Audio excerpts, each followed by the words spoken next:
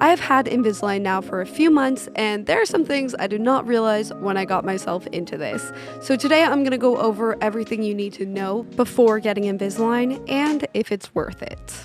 But before we get into everything you need to know about Invisalign, I wanted to thank the sponsor of this video, which is Public. If you're not familiar with Public, it is my favorite investing app. It's a little different than other apps because it does have a social aspect to it. So you can follow me on there and I share different stocks that I'm investing in. There's a lot of different celebrities and YouTubers on it. So it's fun to see what other people are investing in to get ideas of what you might want to invest in. They have zero commission fees on standard and fractional trading. So you can invest with as little as $5 or $10. Public is all about long-term investing and investing in companies that you love, so they don't promote risky trading or margin trading, things like that. Public is more of a community of long-term investors, so you can comment on other people's trades, ask questions. It's cool. It's actually pretty supportive and I've learned a lot on it, so I really like Public for that. You don't get that on other stock trading apps. And the best part, you get a free stock when you sign up, so I will have my link down below if you guys want to sign up for Public, and you should totally follow me on there. And now let's get into what you need to know about Invisalign. The first thing I wish I knew is that you actually have to get little attachments on your teeth like you see here when you get Invisalign. It's not just the retainer. So before I got Invisalign, I did no research at all about what it really entailed because I just had to get it after I got jaw surgery. It just, to me, it seemed like a better option than regular braces. And so I did not realize that when you get Invisalign, you get a bunch of little attachments on your teeth. So from far away, you don't really notice them, but up close, you can probably tell right here, here, here, here. So this is a close-up so you can see them. They do make your teeth look a little bulky, and it's just kind of a little bit awkward looking, but I think that I'm the only one that notices it. Like, I see other people with Invisalign and I never even notice that they have it until they tell me. They are actually more noticeable as well when you have the retainer part in too. Here I have it without the retainer in. You almost can't even see them. They just make my teeth look a little bulky. So when you have the retainer out, it really is way less noticeable. People don't really notice the attachments. So say you're doing something important and you don't want to feel like self-conscious, like you look like you're wearing a retainer, you could take it out for a couple of hours. I've definitely done that. So whenever I take photos, I'll usually just take the retainers out for a second. So the attachments aren't the best looking, but the good news is you only have to have the ones that you can see in the beginning. The front ones can be taken off after a while. So here's my orthodontist explaining a little better how that works. So with the attachments that you have on your teeth, how long typically would people expect to have them on in the front for? So we don't always need to do them in the front for, and we try not to do them in the front if we don't have to, so that it's like as aesthetic as possible. Yeah. If there's specific reasons why we have to get the best result, then it's worth it. So I put them on a few of your teeth in the front just to start, and it was for like what, this first like 16 weeks or so, and then the teeth moved where we wanted them to go, and then today we just removed them and we can go forward without them. So it's usually for like the first initial round of aligners, and then when we scan for a case refinement, a lot of times we can remove any of them that we don't need to, and we try to keep them like out of the aesthetic zone so that it's not, you know, trying to keep it as discreet as possible. So the attachments lead us to our next thing you need to know, and that is to use a straw with dark colored beverages. If you're like me and you love to drink coffee, well, that is quickly going to become evident on the little attachments. I only recently realized I need to start doing this because mine have stained a lot. I drink coffee every morning, and these ones over here are looking just kind of yellow, and it's just not a good look. So this isn't a huge deal because just remember, the attachments are temporary. They will get taken off eventually, but I feel like when you don't use a straw, it makes them a little bit more noticeable. You can still drink coffee or red wine or whatever it is, but if you drink it through a straw, you can kind of avoid those teeth. If from the start you just use a straw, you're really gonna minimize the staining and it won't look like mine do at the moment. However, if you have an appointment midway through your treatment, you can ask them to redo it. They actually redid some of mine because they were looking pretty stained. They're replacing a couple of the attachments because they're staining a lot from coffee, so that's good. The next thing you need to be prepared for is that it actually does hurt at first, but the later trays do not hurt as much as the first ones, so you just gotta tough it out through those first ones. Okay, I'm being dramatic, but honestly, the first few, they hurt so bad every time I had to do that. Do not miss that. The first few trays are definitely the worst, and I remember thinking, I even have this vlog clip where I was worried that this is how it was gonna be for the whole year that I have Invisalign. I totally forgot, you guys, how Invisalign makes your teeth hurt, and I have to change the trays every single week. So I'm like, dang, I'm just gonna be like in a very subtle pain most of the time for the next 6 months, aren't I? So what I learned now that I've had it for a bit longer is that the first trays are really the most painful, and then sometimes I switch it out now and it really doesn't even hurt at all. The next thing I wish I knew is that you might talk with a little bit of a lisp when you first get them. But as you get used to it, it does go away. I have my Invisalign in right now, and I think you can kind of tell when I edit it back. I can usually tell when my Invisalign is in, but it's definitely not as bad as when I first got it.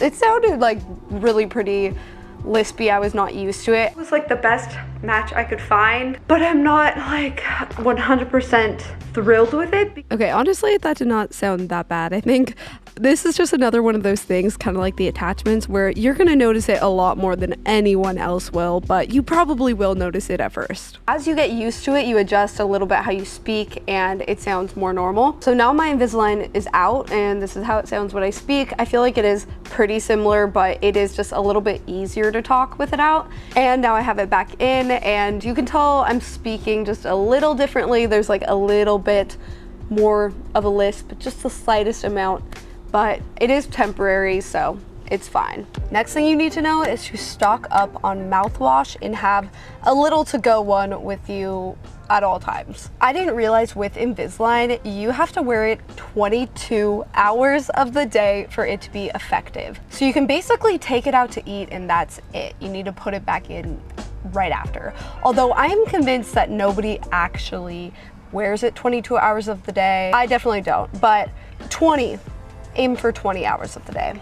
I just try and wear it as much as I can, and then I add on a couple days if I, don't wear it one evening. So because of this, you really do have to put your Invisalign in sometimes while you're on the go after you've eaten, and it's just not realistic to bring a toothbrush with you everywhere. Like sometimes you don't even have a bathroom nearby to brush your teeth. So I always keep a little bit of mouthwash in my car and one of these in my bag because it really is better than nothing. Not only is it just like kind of gross to put the Invisalign back in if you haven't brushed your teeth or at least used mouthwash, it also is really bad for your teeth. It traps in way more bacteria and everything. You're way more likely to get cavities as it is when you have Invisalign.